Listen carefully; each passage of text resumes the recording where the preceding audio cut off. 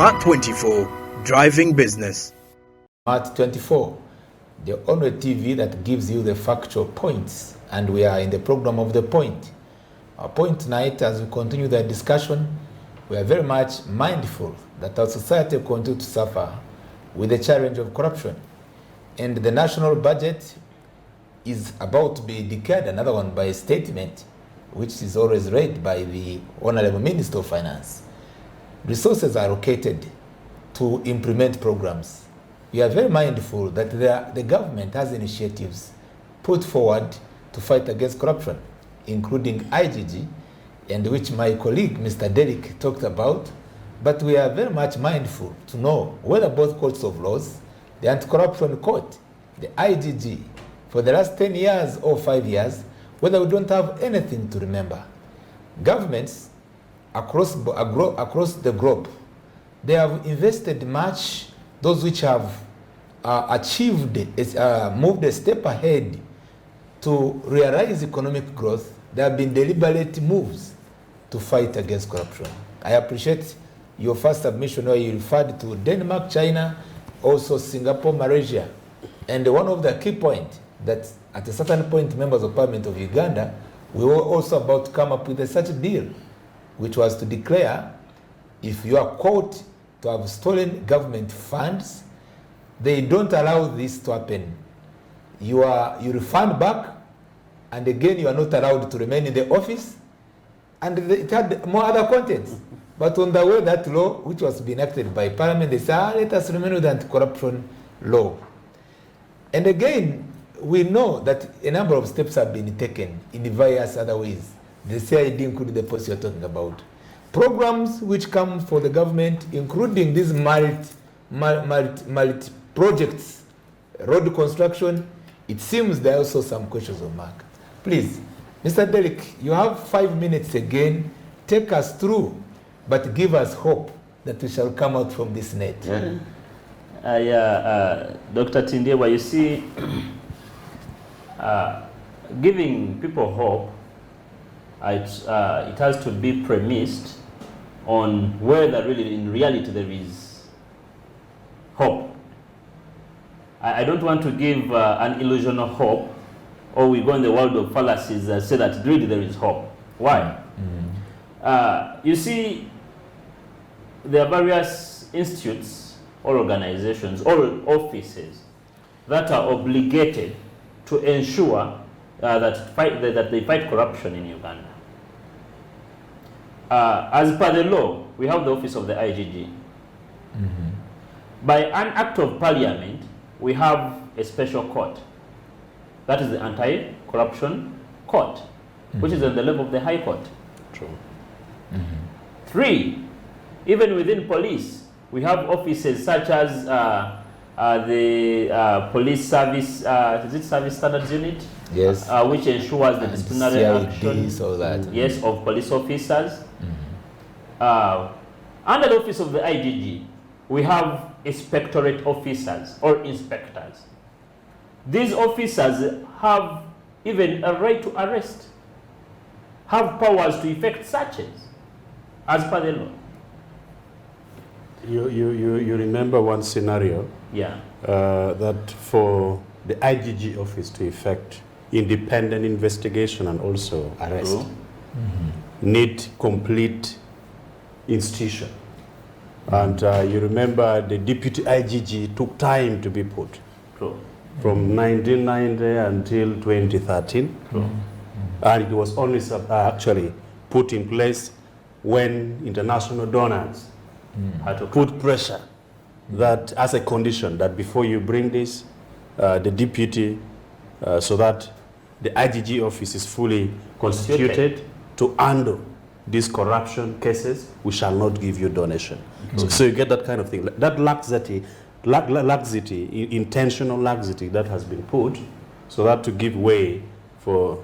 Okay, take it. Yes, Honorable, thank you. You see, what doctor has put on table clearly manifests that we lack goodwill by the relevant authorities.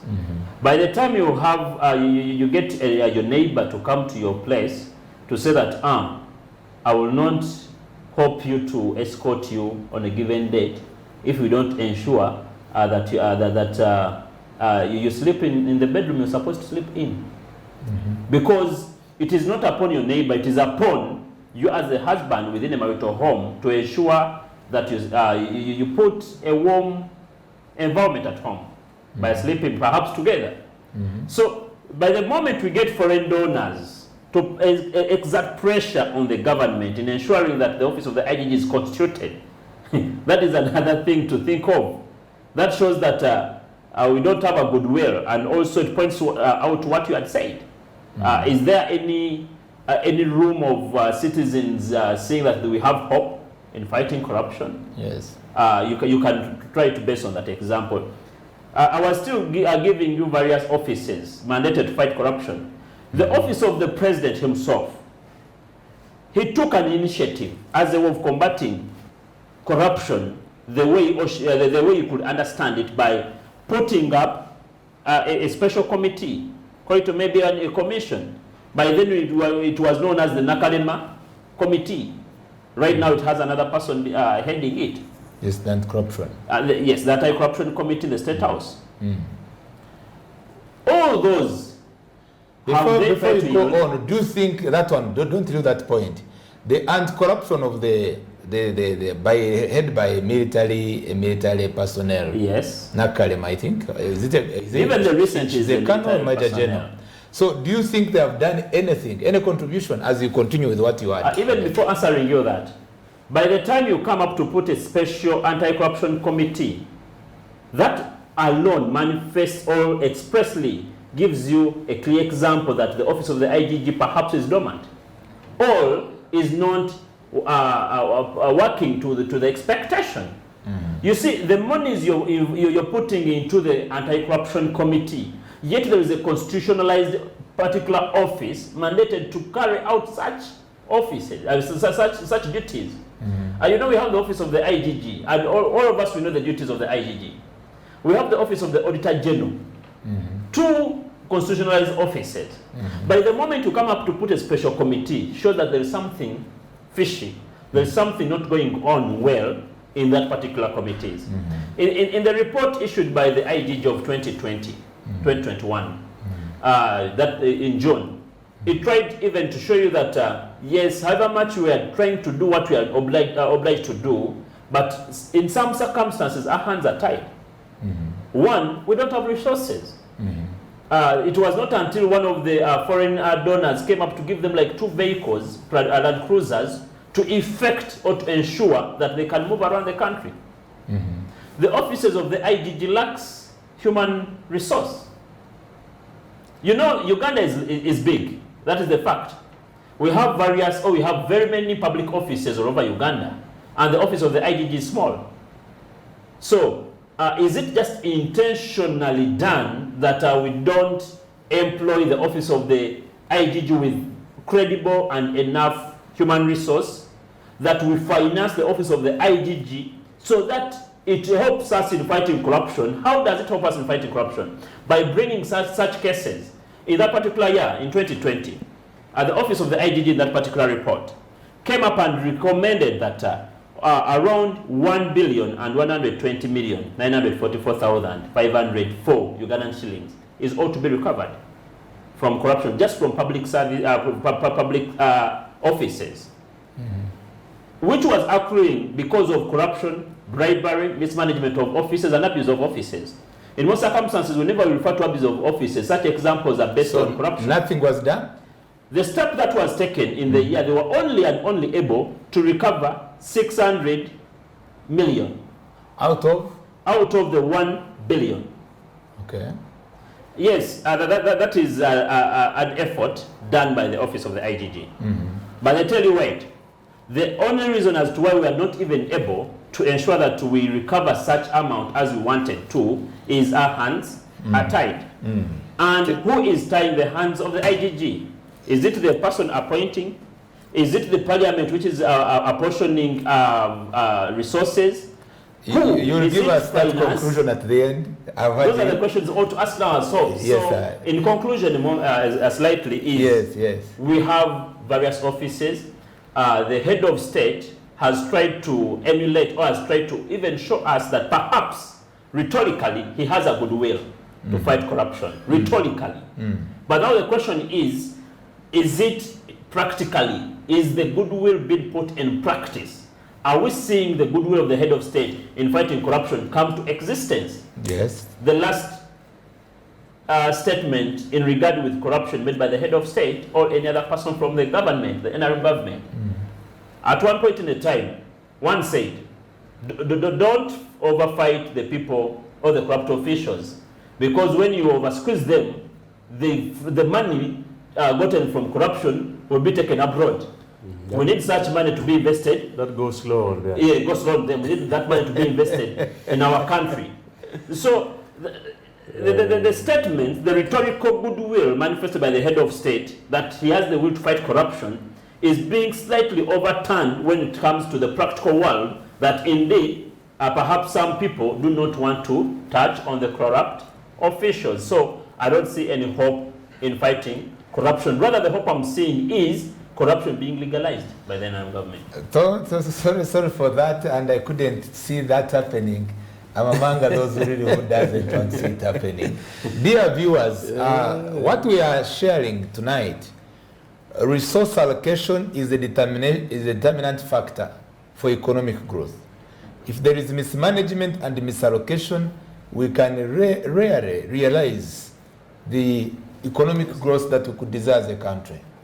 We continue to remain with the debt, much as we have some part of the success stories that Uganda in the East African community, and compared even to West Africa, especially some countries like Nigeria, our economic growth is low at between 35 and 33.50% compared to Kenya, which is already in 100. That is times four times of us, which leaves us with a debt, and we are saying we can do better than this. Nigeria is over 448 GDP as per GDP, and compare the ours, which is 35.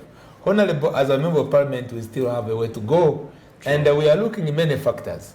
The time I began to model this program, I'm interested, especially through some of the lawmakers, legal practitioners, what can we really do? And citizens who are there viewing us, it's not only a battle for us, but we are saying it is what we are facing as a country. Honorable, again, back to you. We are interested to see how we can come out of this. And as we draw towards the end of our program, it is again, before you to tell us and the nation how best we can achieve this. Thank you very much once again, the viewers and Comrade Dr. Joseph and Derek. I want to really I don't want to sound too negative. I want to believe that this country can recover. I want to believe that changes can be made in this country. I want to believe that corruption will one day get a standstill, can be stopped. Few things need to be done. One, the law need to be harsh. The law need to be harsh on the corrupt officials. The law need to punish the corrupt if we are to carve down this vice. Because when people does not see harsh law being implemented, when people does not see that when you steal, that money will be recovered from you, they will continue stealing. But if someone steals and nothing is happened, is left at large, then corruption cannot be stopped. Therefore, laws must be put to be harsh. One second, sir. One second. Is there already in Parliament a law maybe which has been reviewed again in the anti-corruption law? Because to the best of my knowledge and the viewers to know, what you've said is absolutely right and good. But the law in place is a bit having some laxity to enable that enforcement of your proposal. No, the laws are there. At the beginning I said we have good laws, but the problem is implementation. But what I'm saying now, it must be harsh in implementing the law, which is there. Yes, please. That is number one. The law must be harsh in implementation. Then secondly, patronage need to stop. You know, there is a big challenge in this country whereby everything is linked to one person. The head of the executive, who is the president, takes authority over all things. Some of these people, you see them like IGG, like IGP, like Chief Justice, like the Speaker of Parliament. Most of them are just there to all office, to all position. They cannot authoritatively criticize practically or punish the corrupt directly. Because one of the issues I've seen in that angle of patronage also is engaging, actually bringing on board family, issues of family on board. When you bring your wife to be the Minister of Education, sports. Your son is taking leadership of the military, your brother is distributing money everywhere, Operation Well Creation, and the creation is not coming to reality. Coming out. You get it. Your cousin, your in-laws have taken all the positions. How will you punish them if they steal? You can't punish them. So patronage and family lineage, bringing family dynasty into leadership of this country is the one actually causing a lot of problems. A question, Honorable, because it's a very objective one. A question. Suppose you were the president yourself, and also Mr. Semakajo, will you leave your brother not to get a job? You'll be sincere. If he qualifies for it. Now I'm trying to the viewers, I want to just... Correct. When you talk about qualification, yes, the people I've mentioned them, are they more fit than others who are actually below them? Honorable, to add on, Is the Minister of Education more fit? no, he started the education. Honorable, to add on, I remember some time back, I was here again with Dr. Tindewa. Yeah. And I told him that the main challenge we are facing in our public service delivery is poor recruitment System. system of public servants. I would not hesitate having my brother being employed or getting a job in the government. However, he has or she has to ensure that she passes through credible public recruitment system, which in Uganda, we don't have that good public recruitment system.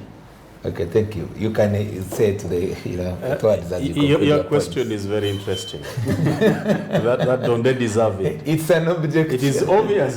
It's obvious. Let me give you another example of our neighbor in Tanzania. The late John Pombe Magufuli. May his soul rest in peace. Amen. That was a gentleman who inspired Africa and the entire world.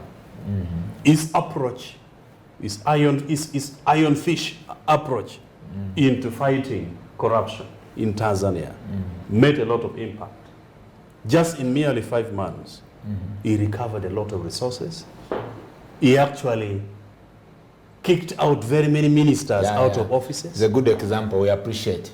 It's true. He made the entire waste that was actually there, the corruption level, to be carved down. It is very unfortunate and that the numbers of MPs for him, he reduced his cabinet from 30 ministers to 19. You get it? He traveled on road, through road to Rwanda to visit Rwanda. Without the reason he gave that he doesn't want to cause wastage. Government finances. He doesn't want to board expensive That's a good example to borrow. I agree. You get it. So that one is a clear example that shows that there is goodwill in fighting corruption.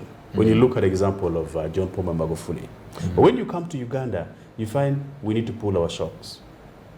There is still a big challenge that the head of states need to realize that this country belongs to everyone. Need to realize that the poverty level, which is actually killing people in this country, is because of corruption majorly and misallocation of government resources that does not actually reach the right person the final person who should benefit. Thank you. And it will take us time. If we don't have this kind of challenges, it will take us time to leave subsistence economy and go to the money economy, as is being talked about. Yes, sir. Programs are being mentioned.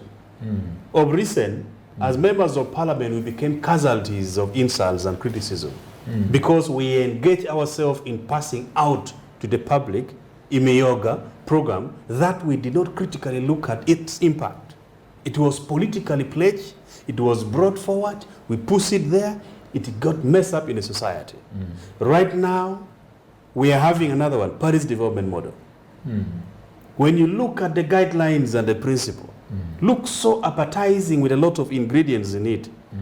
But when you begin looking at administrative section, you realize it will take 37% of that particular amount of money, of the 100 million. 37% will go in administrative costs, paying outside people, not even from the parishes. I remember Professor Suruma made a statement, and partly which affects that our economic growth, referred it to fiscal policies, especially the existence of banks which are foreign, that are also, that's another factor in its own, that are foreign, yet they're the ones which manage the money economy we talked about.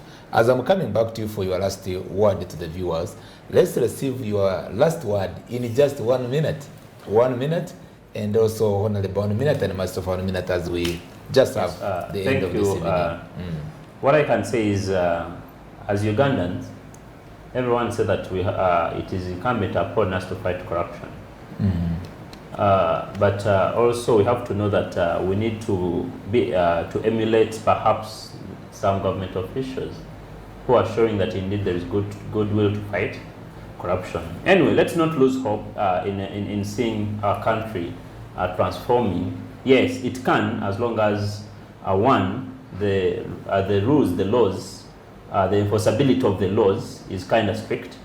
We need to see that really, if it is the office of the IGG really is working strictly, and some of the people we have seen in news in corruption scandals, we need to know how those cases have been ended to that. An example as a summarizer can give, in COVID-19, during the COVID-19 relief food, whatever, some top officials in the office of the Prime Minister were caught red-handed with COVID relief items in the corruption scandal. There were 4 people that embezzled.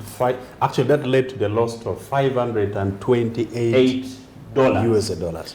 You're coming towards the end, but I want you to... That is about 2 billion. 2 billion Uganda. Yes, the end of our program. In one of the points, I want you to point just different. Do you think that the population, especially the 79% of our population, that the youth, they also have a role to play, especially we are dealing with economic growth by encouraging them for hard work, innovation, and creativity? Yes, hard working. Because we have also that gap. Doctor, we have, over years, we have encouraged the youth to work hard. Even right now, nowadays, we add on the word work hard and smart in ensuring that you live a good life. The only challenge is one. I encourage the youth to still work hard and smart. But we need to avoid this challenge that whenever you're trying to work hard and smart, and you need to get a service delivery from a public service, and you're frustrated by that particular public service, that's where your little you're getting from working hard is going to go in so that you pay for such services which are meant to be free. Thank you. So I request the youth to continue working hard, work smart, as well as I encourage the public servants, mainly the executive, the legislature, the honorables have done their part. We have the laws in place. We need to see the executive through various enforcement security bodies coming and play. Thank you. The youth work hard. We don't only cry for corruption, but we work hard also to improve our livelihood. Honorable, you have your last word, please, to the viewers. Thank you. To the viewers, I would say that we normally say last but not least. Yes, sir. Let us love this country. Yes, sir. Let us not lose hope, because this is where we belong. And we will be here. Let us protect the interests of this country. Above all, let us protect the interests of our families, support our family by working hard. And lastly, the head of state of this country should take this country into the hand of the ordinary citizens. Thank you. By giving services, by giving the rightful support to the people. Thank you. And he Credible should actually reign on the corrupt official. He should start walking the talk, but not on a rhetorical statement. Thank you. It has reached a level whereby at times it is hard to tell exactly what President Museveni means when he says, fight the corruption, fight the corrupt official, fight the corrupt.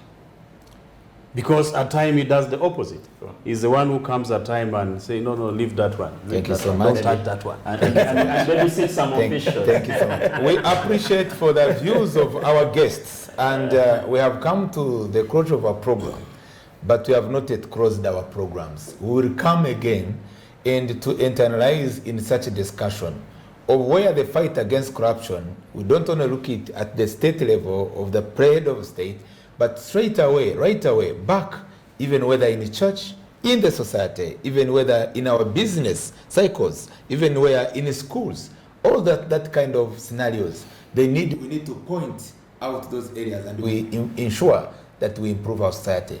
I appreciate you, Mr. Namakajo Derek Frederick, and for the encouragement that the youth should work hard. We don't only lament about corruption. And smart. And smart. And I appreciate Honorable Karita Dennis Amere for the honesty and actual articulation of the points. I believe by the time he became a member of parliament, they trusted that you are honest and you present them very well. That's also one of the reasons. He went through various. That's one of the reasons that they voted for you. Yeah. And I remember you were, by that time you were elected when someone was appointed to the minister, and they said, okay, let us have this one and go and represent our views. True. And dear viewers, we will not lose hope, but we want to build inside of us a charisma and a vibe that shows that our society cannot only remain complaining against the corrupt and resist the corrupt away from your society and yourself. You as viewing us, decide not to be corrupt. We shall win this war and encourage the government to allocate resources to be utilized effectively to improve our economic growth. We shall meet next time, dear viewers and guests. When I will come here again, please kindly come back again. May God bless you. Good night.